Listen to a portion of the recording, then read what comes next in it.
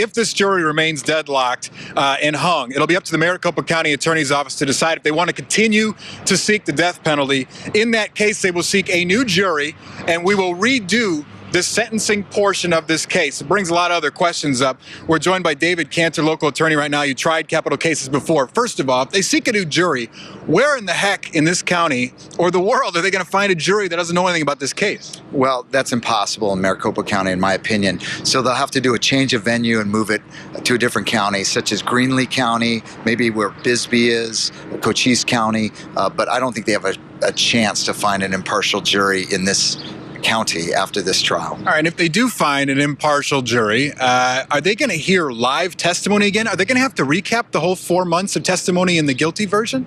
Well, they're going to recap that she was found guilty. They'll recap the aggravation portion, but as far as the mitigation and the penalty phase, it's all new testimony. This is a new trial, so they are not hamstrung. So potentially they can present a lot of the same evidence, just in a shortened version. And they'll potentially hear mitigating witnesses, aggravating witnesses, perhaps Jodi back talking to a new jury? I can guarantee that. Not only will they have Jodi, she may not just do an allocution, she may actually testify, but they will have these other witnesses come and speak on our behalf. That's almost guaranteed.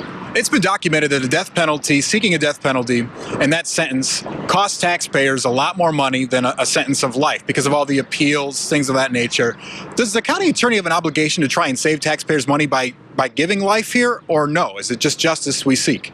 Well, justice we seek, they're not going to consider that it cost a lot of money for death penalty and the appeals that follow. What they will consider is the fact that this jury that heard all of this evidence for a full 4 months hung on the issue of death. And that, is it really in the best interest to keep pursuing this, or should they offer a plea of life without the possibility of parole? And this is such a deeply personal decision for each one of those jurors.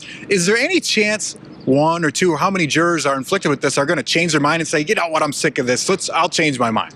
I would say no, because this is the hardest decision they'll ever make. I mean, yes, they found guilt, they found aggravators of heinous, cruel, and depraved, but now any single person can stop her from being put to death and strapped down to a table and executed. So every single one of them is responsible for her death or for her life. I don't think somebody's just going to say, I'm tired, go ahead and kill her. David Cantor, thanks for joining us this morning, guys.